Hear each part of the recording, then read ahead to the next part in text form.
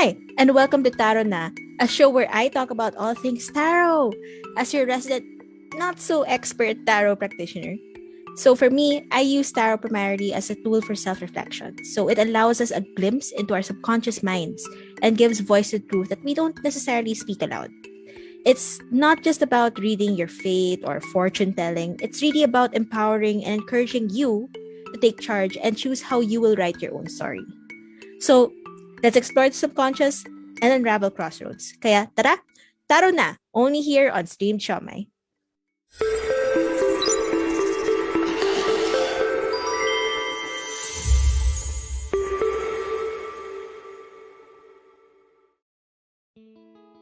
Hi everyone, good evening. Welcome to the little corner of the internet of me and Alren. Yay! So, kumusta naman guys? I mean, I'm not sure about you guys, pero dito sa where I'm from, ang init ng panahon. And we all know it's because of the weather. Not to mention, palapit ng Lent season. So, yay, init pa. Thank you, Mother Nature. Pero it's not just about the weather that's hot. It's not just about our political climate that's hot. Oops, sorry. It's also about paano pinag-initan ng Facebook, Meta, ang Streamed Siomai. So, welcome again guys to Streamed Siomai, Plate 2. Kasi tinake down yung first page, sayang naman. So, ito na naman tayo sa munting playground ni Alren. Don't worry, Streamed Siomai is very much alive. Alren and I are still very much going to make more shows about tarot. He's definitely going to make more shows about whatever strikes his fancy. So, don't worry. The second plate is here to stay.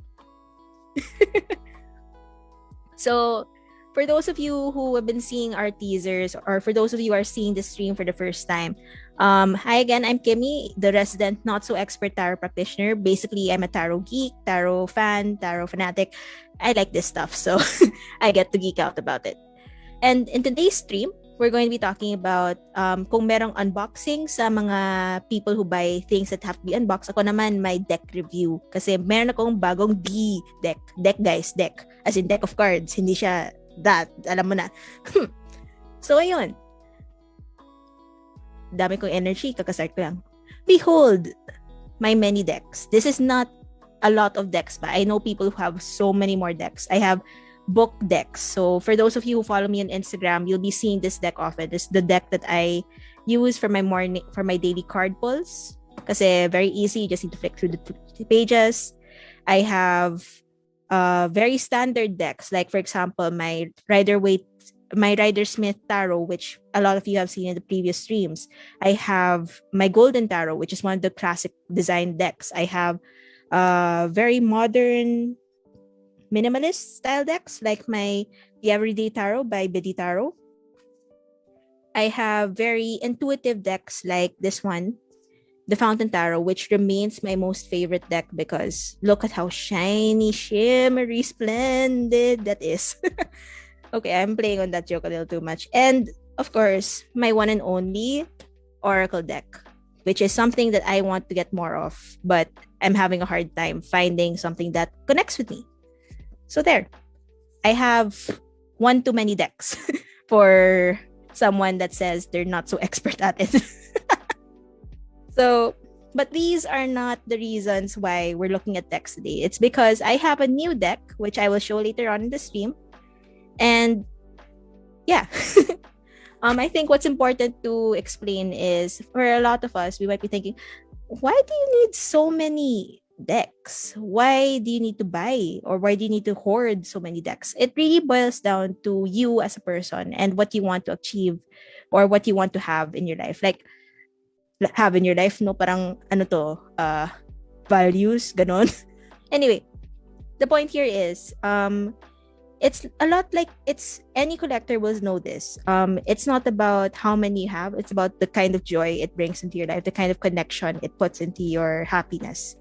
So, for those of you who are wondering why you need to collect decks, then it also boils down into something I said in the previous streams, which is each of my decks have their own personalities and they give me different solutions. So, there are different ways of choosing a deck. So one of them is the intuitive pick or the feel.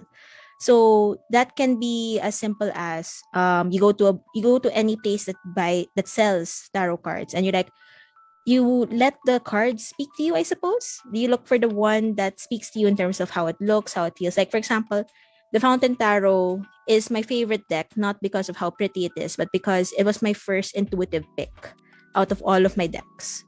So I'm notoriously picky when it comes to picking decks. Like, the reason why this is so content is because I'm so picky about it. So I like to do my research. But in the case of the Fountain Tarot, it spoke to me in a sense. Like, I saw the box, I read the back, and I'm like, we kind of jive. And I couldn't let go of it. Like, I kept going back to the store. I couldn't stop thinking about it. So I just got it. It really wanted to come home with me. Ano to? Tuta? So, ayun. You also have the concept. So where does your creator take their inspiration from? Of course, majority of our decks will always be based on the Rider-Waite-Smith. So this is a very classic deck. You'll have variations of this. Everyone's going to have the same concept, the same arcana, but it's really more into the art, how you interpret it. So for that one, I have, like I said earlier, this one's very based on the Rider-Waite-Smith, but it's very minimalist. So it's very parsed down, made a little bit more travel friendly, but it's still Rider-Waite, but very modern, minimalist. You also have if I put this down as classical, this is more traditional. So the Golden Tarot is, that is a very well-kept deck. It's something that gives you very medieval style images. And the way it treats its minor arcana is different, wherein instead of giving you images or a story to work with, it literally looks like a pack of playing cards. So for those of you who are wondering how tarot used to be a game for the rich, this is it. It's because of the pip cards that look like this. So yeah. So that's in terms of concept. And there's also art style. So I kind of touched on art style earlier. So you have the very illustrative, medieval, full of meaning, classical and traditional decks. Then you have decks like this, which are very much to the interpretation of the artist and the creator behind it. So they redesign it according to what feels more what feels more intuitive to them, what they feel these cards embody. So these kind of decks are really cool to look at because it gives you, it doesn't box you into a specific meaning. It doesn't box you into specific symbols. It allows you to really think for yourself, how does this image apply to, let's say, the Ace of Wands?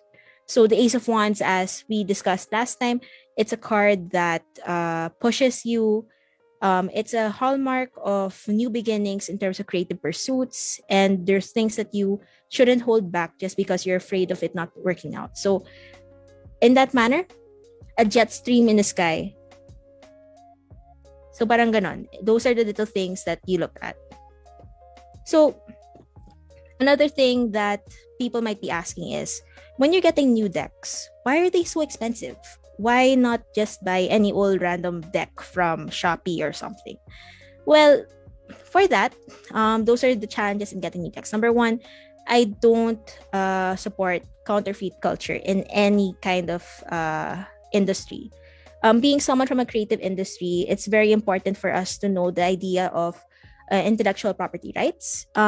The fact that somebody has created something, they have put the time and effort, they have done the research, they have done the, they have put their hearts and soul into it. So why would you steal from that person by getting a fake of what they've made?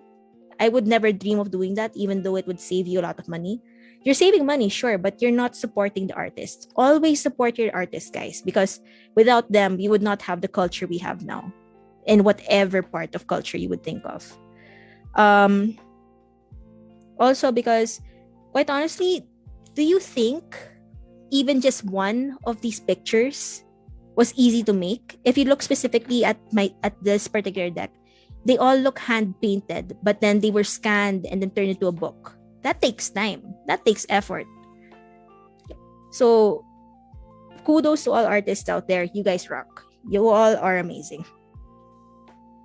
Another reason why it gets difficult to buy tarot cards or to look for tarot cards is because it's not easy to get cards locally.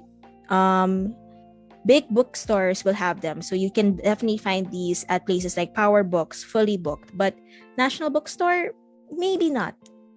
We're in the Philippines, guys. This is a very niche way of thinking, niche belief system. So it's not very supported by very traditional Catholic people, so to speak. So more often than not, people have to get their decks from abroad, or they have to look for local resellers who will get it from abroad and sell it here for maybe a marked up price or maybe a marked down price. It's really up to them, but it's hard. And for me, the biggest challenge when it comes to buying cards, especially now in a pandemic when you can't really go to the bookstores and go see them for yourself, is that it's hard to build that connection because you don't get to feel it first. You don't get to go near it and feel its automatic aura or energy that you can feel that. So these are my current deck of cards and books. Let me just put this away before I knock something over. Let me move my water over here. Yeah, so because I'm the kind of person I am, I actually have it right next to me here at my desk. So if ever I feel the need to pull a card, any card, pick a number, any number. What do those old circus barkers say? That thing? Pick a number, any number. Pick a card, any card, the lady, that sort of thing. So there. And this is my newest deck of cards, and it's a company book. This is The Tarot of the Divine by Yoshi Yoshitani. So let's just bask in the beauty of this. Like, look at that art. I absolutely love it. So Yoshi Yoshitani, from what I remember right now, is she is I can't remember the other half, but she's part Japanese, part something else, and she grew up in a mixed household. So I mean, even as early as tayo man, we know how mixed culture is now. We know how mixed society is. We know how mixed history is. And she took that same concept of how she grew up in a mixed upbringing household, and she consolidated it into a deck, in a sense na she took a look at all of our myths, at all of the legends, at all of our deities around the world, and she kind of chose whichever one embodied the different arcana in the cards, from your major arcana to your minor arcana. And so this entire deck is a deck full of stories, and that's the main reason why I absolutely wanted this deck. For my friends who know me, they know that one of the things I'm most obsessed with is stories. And when I was in high school, I was actually obsessed with mythologies. So there was one point in my life where I knew I could recite mythologies from different cultures, I forgot what the term for it is, different origin stories of deities across the world. It was very interesting to me how each culture has their own story about the moon, and each story about the moon would have its differences, but its core similarities, wherein the moon is always received after the sun, or it's always in the night sky, and it's against dragons and whatnot. Things like that. It's always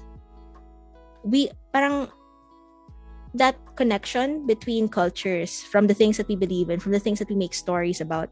It just shows that as a humankind, as a human race, we're still connected.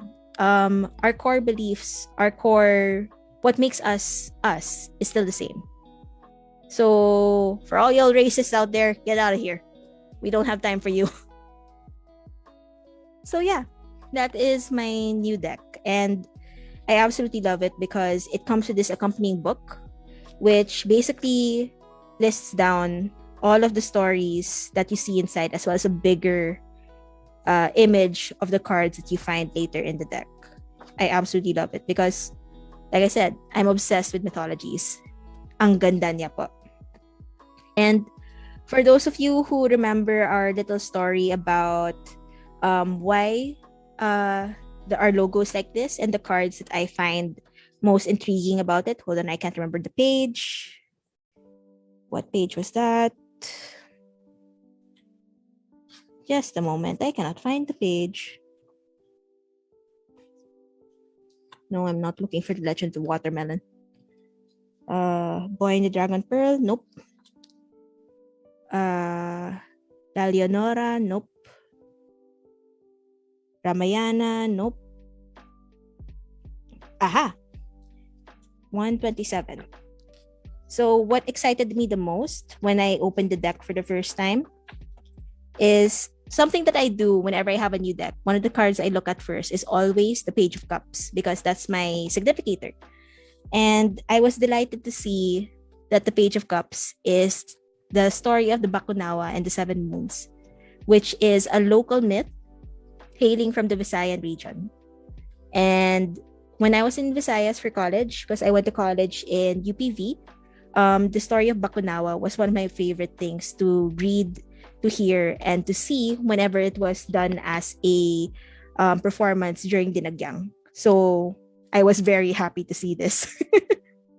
So there, that's the concept behind this deck. So it's time. Let us open the beautiful, beautiful box. Tabi ka muna, book. And charan! A guidebook. Syempre naman. So the nice thing about the guidebook is it also summarizes all of the stories as well as the different meanings behind the cards. And it's still absolutely beautiful. I mean, come on. Look at that. And there she is. There is the deck. So yan siya. So looking at the deck, let's close it up and put it to the side. First things first, look at how beautiful the card back is. So true fashion of the book being labeled as Beneath the Moon, the card back is designed after moon phases. So you've got your full moon, you've got your waning moon, you've got the new moons, etc., etc. I can't remember all the moons. But there, look at how pretty it is. It's also quite matte, so it doesn't really shine. It's not glaring from my ring light over there. And honestly, the feel is quite smooth, and it's bendy, which is nice, but it's not too thin. So it will be very nice to shuffle this later. And look at that. The King of Wands is apparently the Phoenix. Look at that. Come on, look at the artwork. That is gorgeous. How can you not love this? It is amazing. So, I am geeking out. So, let's quickly go through the cards. So, the card that she's chosen for the Fool is the Little Mermaid, which, it makes sense because what did the Little Mermaid do? She wanted a new adventure and she wasn't afraid. And when we're talking Little Mermaid here, we're not talking Disney's Little Mermaid, huh? We're talking Hans Christian Andersen Mermaid, wherein the Little Mermaid got her legs, but then the curse of that was that every time she would take a step, it felt like she was stepping on 1,000 knives. And then at the end of the story, she didn't get the guy. The guy married someone else, and for her to get her tails back, all of her sisters cut off their hair, I think? Yeah, cut off their hair, gave it to the sea witch so that the sea witch would make her a dagger that if she plunged it into the heart of the prince, if she let the blood from that wound fall on her legs, it would become a tail again. She could go back to the sea. But she couldn't do it because she so loved the prince, even though she changed essentially what she was to make him happy, to go to where he was, and put herself in a lot of pain for it. She couldn't do it, so she just threw herself in the sea and became sea foam. It's not a happy story. But yeah, I kind of feel like it encapsulates the Fool because she wanted that new adventure. She wasn't afraid, or she didn't care about the ensuing issues that her new adventure would take her to. So, I mean, right? I won't go through all of the cards because I honestly can't remember all of the stories right now. Kaya ko nilabas yung guidebook. But if in case I find a particular design na sobrang ganda and I have to like, what story is this? What can we learn from this? So that's the Fool. This is the, I think this is fairy godmother from a French myth. So I would assume that this is the kind of fairy godmother you'd see with Cinderella. Hold on. The glare is a little much. Right. Let's see if that works. The High Priestess, they put Sherazade. So I'm not sure if people are familiar with Sherazade in particular, but she's basically the storyteller behind the 1001 Arabian Nights. So the story here is that the Sultan at the time, wherever Sherazade was from, he got, basically, I think his wife cheated on him, if I remember correctly. His wife cheated on him, and so he put her to death. And because he got so butthurt that someone would cheat on him, every wife he would marry afterwards, he would kill the next day. So all of his wives would die, except Sherazade. Sherazade, who, yeah, except Sherazade in particular, in order for her to live, she would tell him a story, and then she'd cut it off at the end of the night. So literal cliffhangers, guys, and that's how she lived. So there's that. The Empress. So this is interesting. So it's Our Lady of Guadalupe. Our Lady of Guadalupe, Our Lady of Roses. So, I mean, guys, look at that artwork. Look at how beautiful this is. I mean, come on. How could you not love this deck? So that's for that. You have the Emperor. So this is King Arthur. Oh wow, look at this. I think this is Beauty and the Beast, but make it Chinese. Okay, I thought Beauty and the Beast was like a French thing, but that might be Disney. Either way, it's beautiful. And it might be another one of those examples of a myth that transcends cultures. So that's nice. The Hierophant, I'm not familiar with this one. I think this is the Wild Buffalo Woman from Native America. The Chariot, I can't remember where this one's from. I think it's an Irish myth, if I'm not mistaken. My bad, it's Norway. So, I mean, you get what I mean? I mean, it's worldwide. You've got Norway, you've got Scotland. This one's a Druid, so this is Ireland. This is Irish for sure. And it is the Hermit. So, for those of you who know what Druids are or don't know what Druids are like, I'd put them down as, for any of you D&Ders out there, I know you know what this means, but I describe Druids as more than, they're people who go hermit themselves in the forest and they have magic powers and they usually can like deal with animals and all like that. So that's really cool. Oh, for those of you Neil Gaiman fans, Anansi, the spider. So he's the Wheel of Fortune. And we know how much of a trickster this god is and how he can turn your fortune good or bad in a snap. I think that's a perfect way to encapsulate this one. I forget how to say this one, but this is the Korean myth, and for it to be justice with this kind of story, that absolutely fits. Oh, this is cute. The Hanged Man. It's Sleeping Beauty. And it fits because the story of Sleeping Beauty is she went to sleep and then to wake up, she got suspended in time, which is essentially being the Hanged Man, getting suspended in your own time. So, you get what I mean? There's so many stories here, and each story is fit to the kind of card that we're looking at. So yeah, I mean, look at that. That's gorgeous. This is the Devil. And it's a fire serpent. That's beautiful. Rapunzel is the tower because, of course, she's stuck in the tower.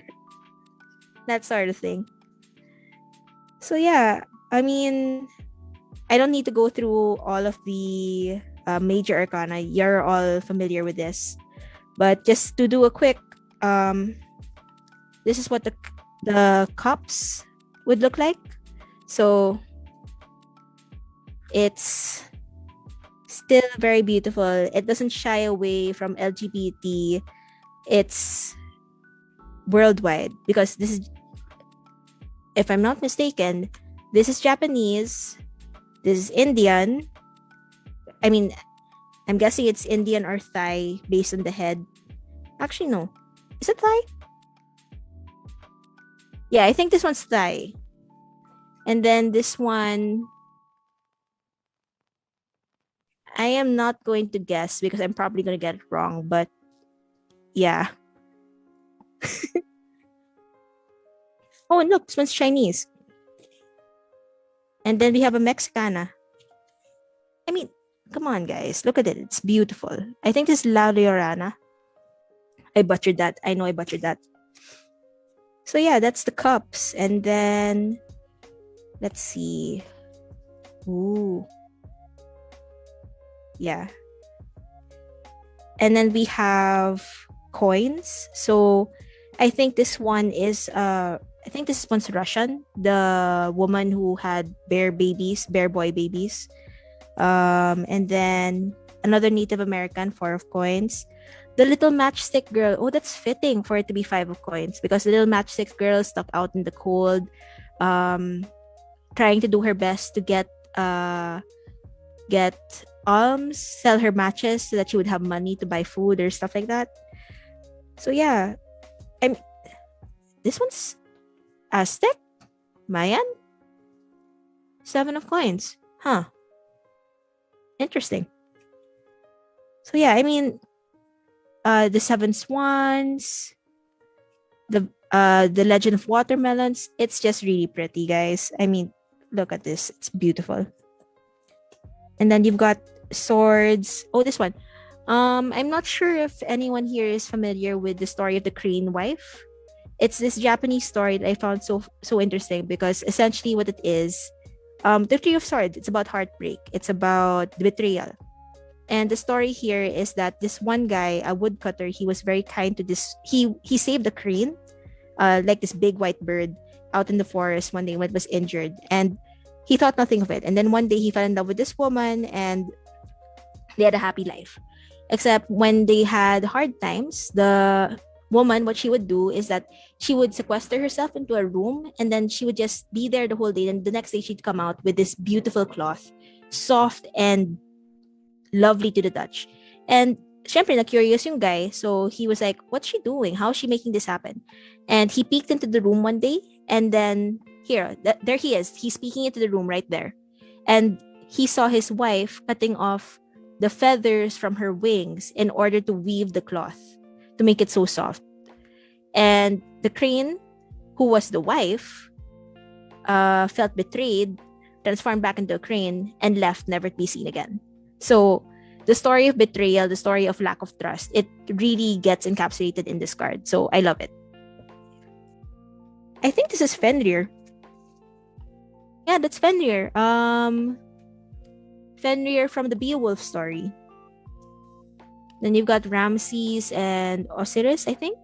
I'm probably getting the names wrong. I'm probably getting the gods wrong. Yeah, I'm probably getting it wrong, but yeah. Yeah, so it's just honestly beautiful as a card. Honestly beautiful deck. I love it. So that's the wand, and that's the swords, and this is the wands. Look at that. Oh, that's interesting. 10 of wands, absolute burden. I think this one's an African myth. The guy who lost his child and then had to was trying to figure out where they were, and he put his head to the ground to listen, and he ended up dying in that position. And the tree that grew from his skull, from his head, the fruit would look like ears. So 10 of wands is a burden that you do not share with others. And parang, if I remember the story correctly, he didn't quite ask for help from others to help find his child. So taking on too much of a burden, that's not good for you. You have to share it with others, lest you end up like this guy. So yeah, absolutely beautiful deck. I am happy with this. I'm happy to add this to my collection.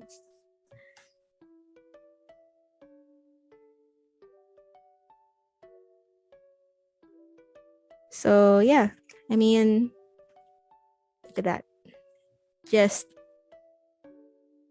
absolutely beautiful.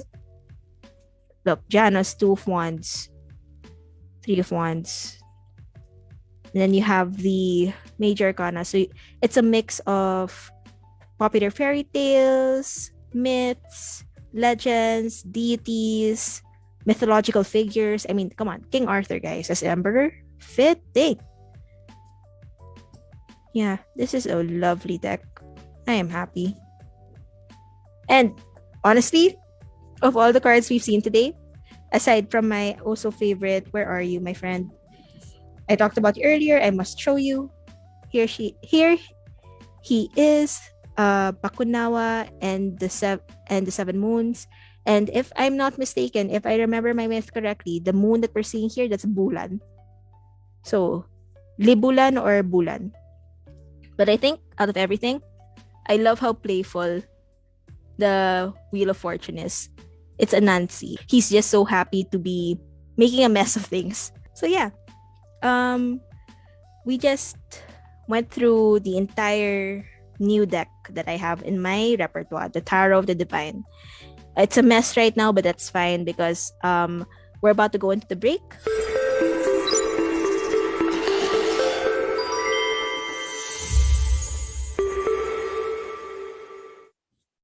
And we're back. So I've already finished shuffling my deck. Unlike last time, I didn't do a short meditation session with everyone because this is more of a deck interview. It's more to my energy, so no need for that at the moment. But the same rules apply. So a few guidelines for today's reading or deck interview.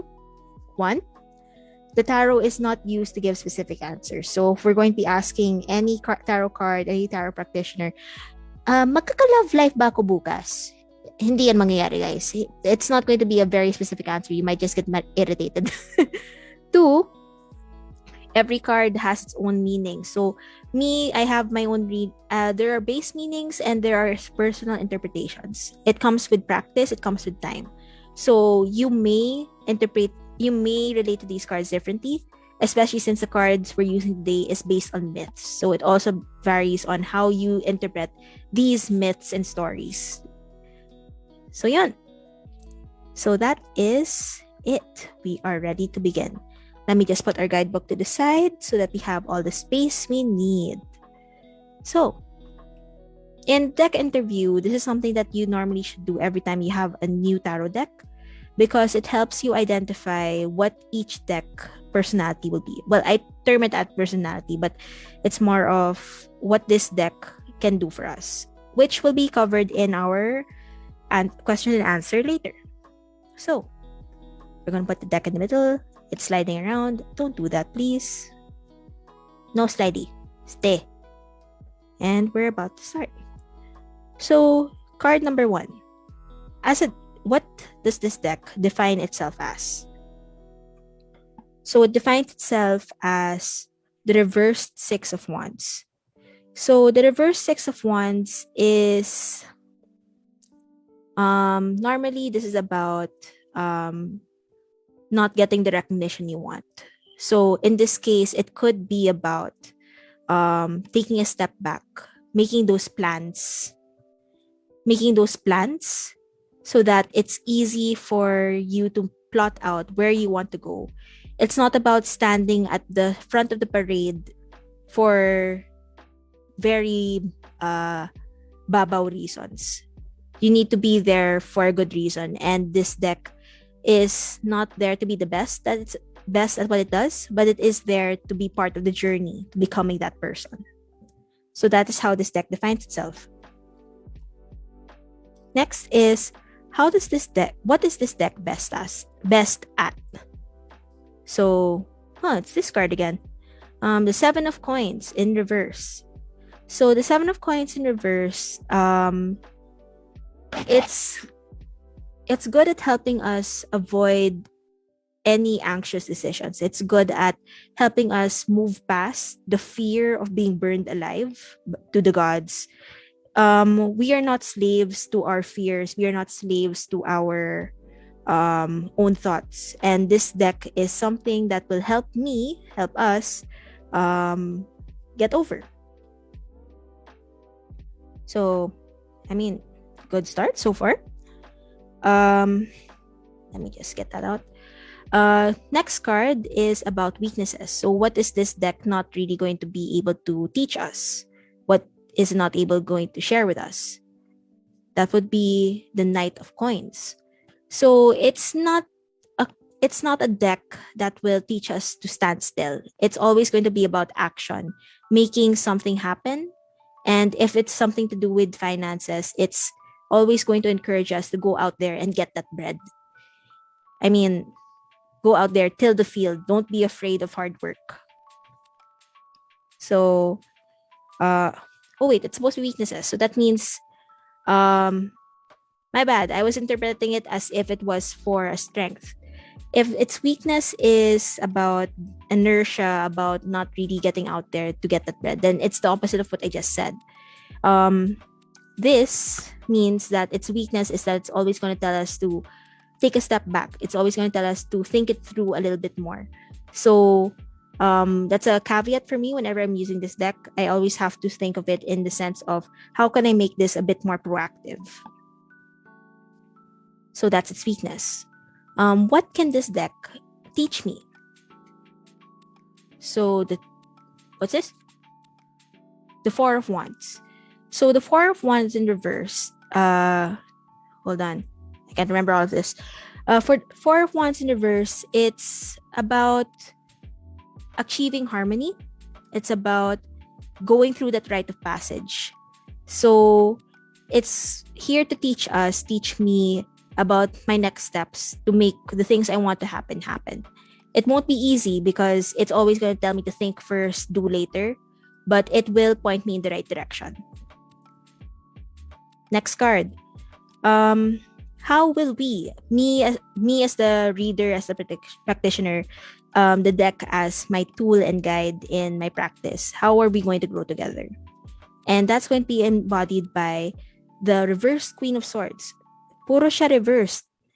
Bakit? The reverse Queen of Swords is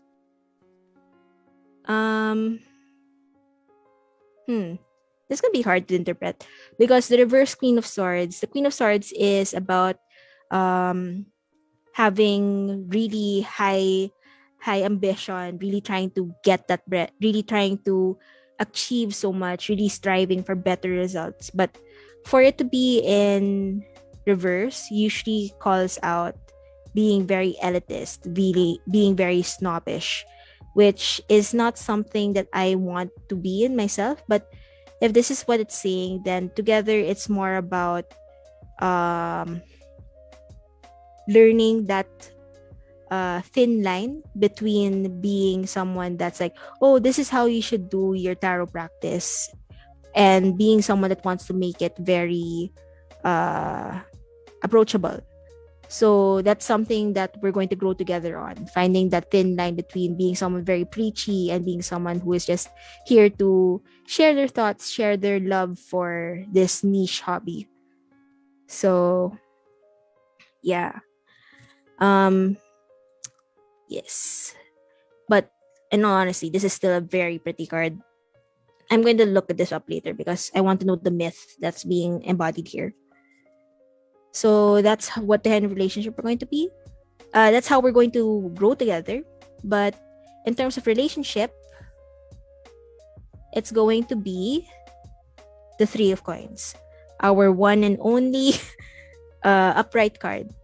So the Three of Coins is about fraternity. It's about working together, mentorship.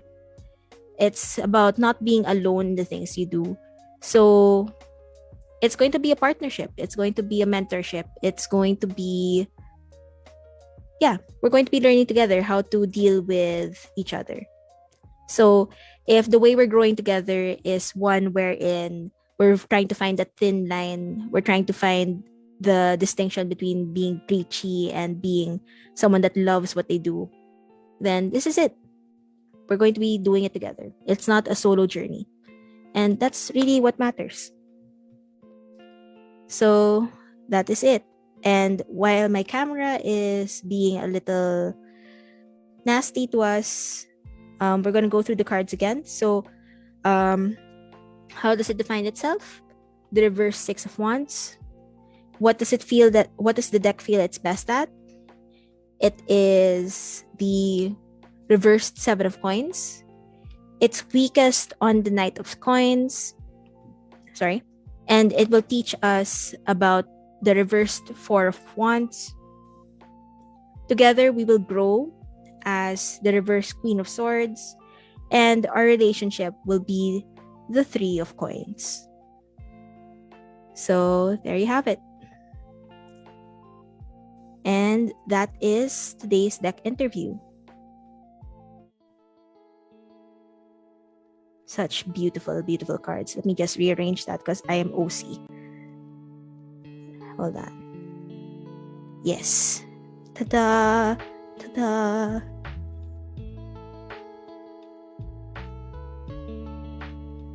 So again, just since we have the layout nice and pretty like this, so how does it define itself? It is the reverse Six of Wands. It's best at being the reverse Seven of Coins. It is weakest at being the Knight of Coins. It is going to teach us more about how to embody the Four of Wands. It is growing together. It's going to be that fine line between preachy and approachable, and it's going to be a partnership. Whatever we do, we're in it together. And that is the Deck of the Divine, the Tarot of the Divine by Yoshi Yoshitani for me, because I'm sure that whoever gets this deck, you're going to have a totally different interview. So again, how you interpret the cards is up to you. So I guess that's it. Thank you so much for spending your precious time and personal energy with us for this session. And this is our first look at my very new partner, my very new best friend. And I hope you guys enjoyed getting to know the deck as much as I did. Looking at the art, getting to know the stories, looking at the concept. It's just really cool, guys. I really hope that in today's session, you got a glimpse of how tarot cards can differ from your standard Rider-Waite-Smith, and how people can and do end up curating their own decks and designs. So again, this is Kimmystique, and this is Tarot Now, and thank you for joining us only here on Streamed Siomai. Play 2!